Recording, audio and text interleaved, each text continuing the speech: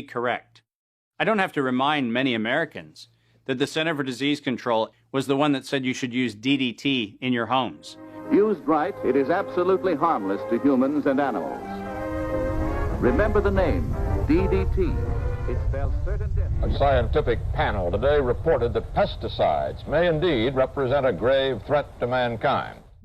Remember the swine flu scare of 1976? That was the year the U.S. government told us all that swine flu could turn out to be a killer, and Washington decided that every man, woman, and child in the nation should get a shot to prevent a nationwide outbreak, a pandemic. Well, 46 million of us obediently took the shot. Did anyone ever come to you and say, there's the possibility of neurological damage if you get into a mass immunization program? No. No one ever did? No. I can't believe that they would say that they did not know that there were neurological illnesses associated with influenza vaccination. That simply is not true. We did know that. Then he's lying. I guess you would have to make that assumption. Then why does this report from your own agency list neurological complications as a possibility? You didn't feel it was necessary to tell the American people that information. Dr. Sensor's CDC also helped create the advertising to get the public to take the shot. The vaccines are safe, so roll up your sleeve. And now Americans are claiming damages from Uncle Sam amounting to $3.5 billion.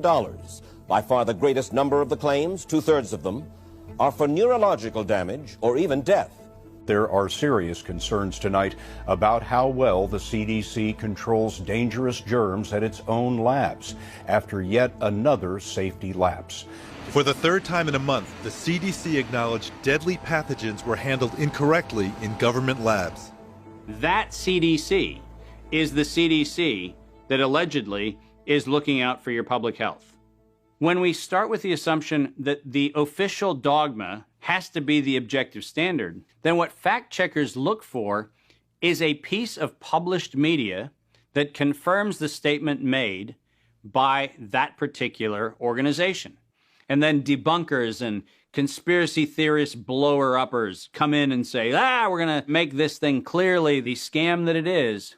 Every media outlet that is in the public media right now has planted evidence, and they have re-ranked pages. So if you look today at face mask wearing, and if you look today at social distancing studies, you will see the studies that used to be number 1, number 2, number 3 on the pages of PageRank search don't exist anymore. And what is there are studies that wind up having headlines that support the common narrative. You're going to be hearing more about advanced guidelines? Because if you can keep people from assembling, guess what they're not talking about? They're not talking about the issues of the campaign. If you can keep people in their homes, the only source of information that you can have is what you curate for them. Now I know how to target my electorate. They're in the only place I allowed them to be, being fed the only message I'm allowing them to hear, through a media that I control.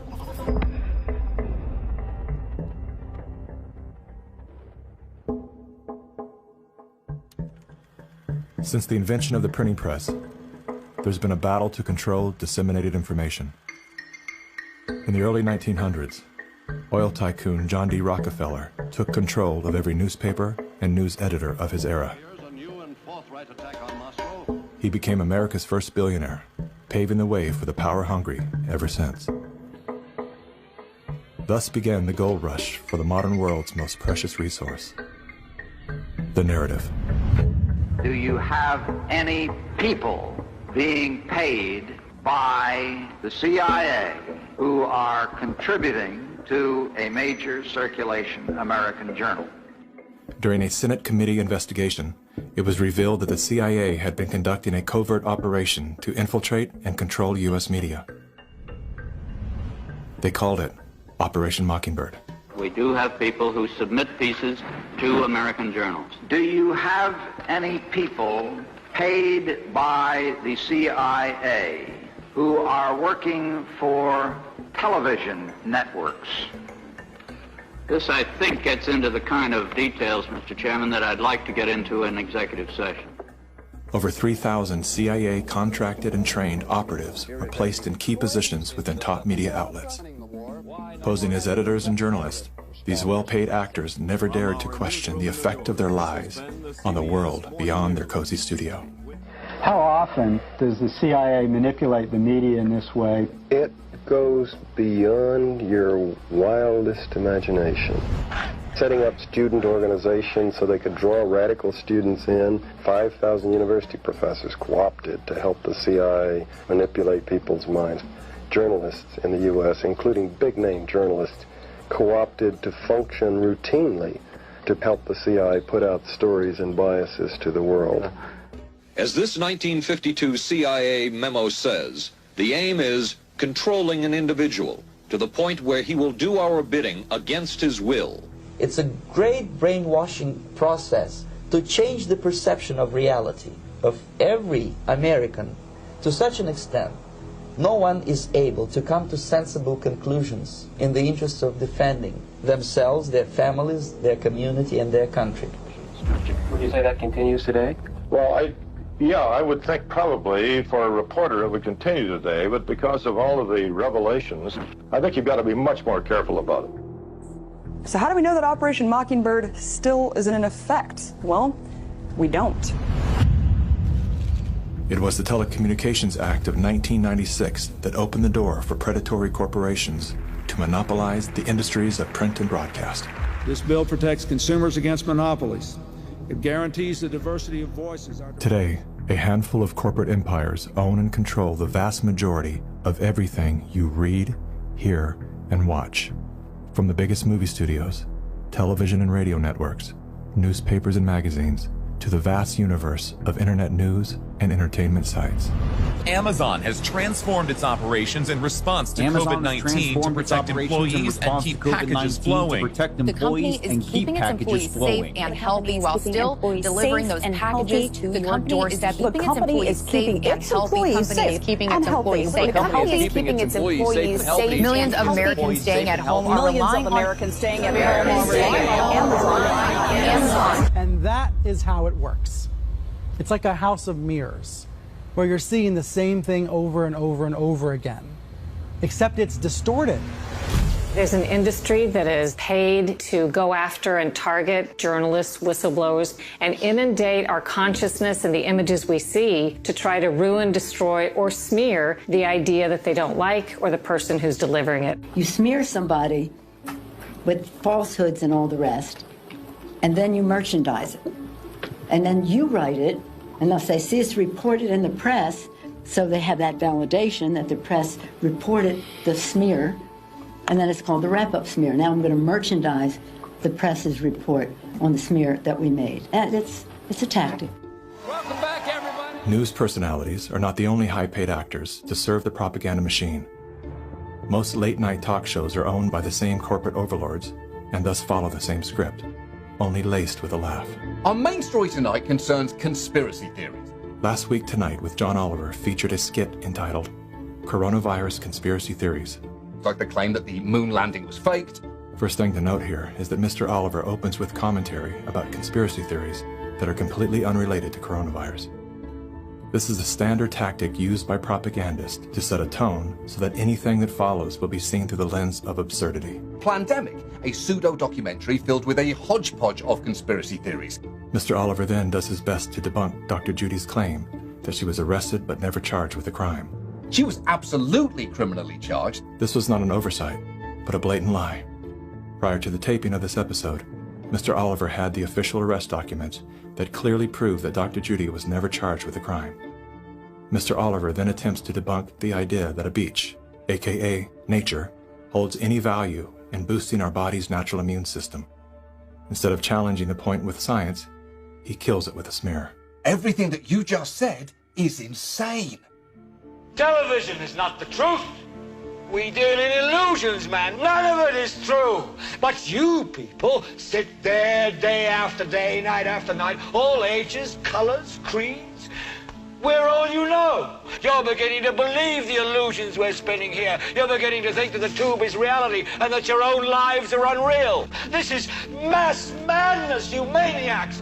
In God's name, you people are the real thing. We are the illusion. So turn off your television sets. Turn them off now. Turn them off right now. Turn them off and leave them off. Turn them off right in the middle of the sentence I'm speaking to you now. Turn them off.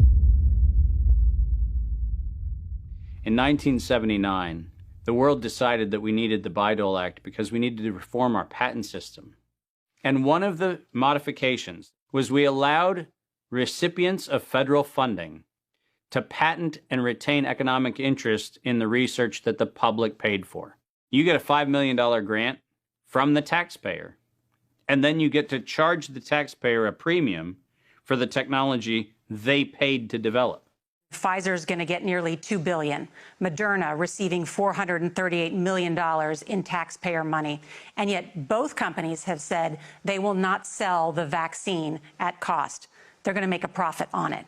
Should pharmaceutical companies profit off this vaccine research that taxpayers have helped fund? And the Bayh-Dole Act failed the American people because rather than standing on the shoulders of giants, we now kneel at the feet of greed. My systems flagged anomalies when I started seeing nonprofits and corporates and cover financing for coronavirus programs in the late summer and fall of 2019. Our first red flag came out when we read the World at Risk scenario. Now, there's an organization called the Global Monitoring Preparedness Board.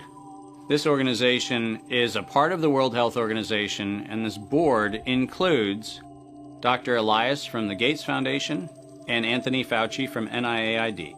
These two individuals, plus the director of the Center for Disease Control in China, come out with a recommendation that says that by September 2020, 2 global pandemic preparedness exercises have to be completed.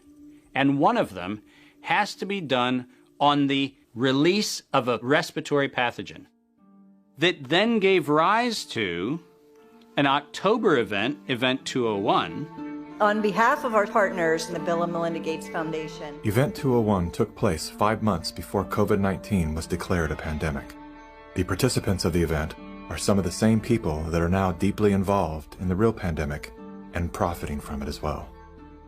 Event 201 was a scripted, multi-camera, live event that was broadcast globally via the internet.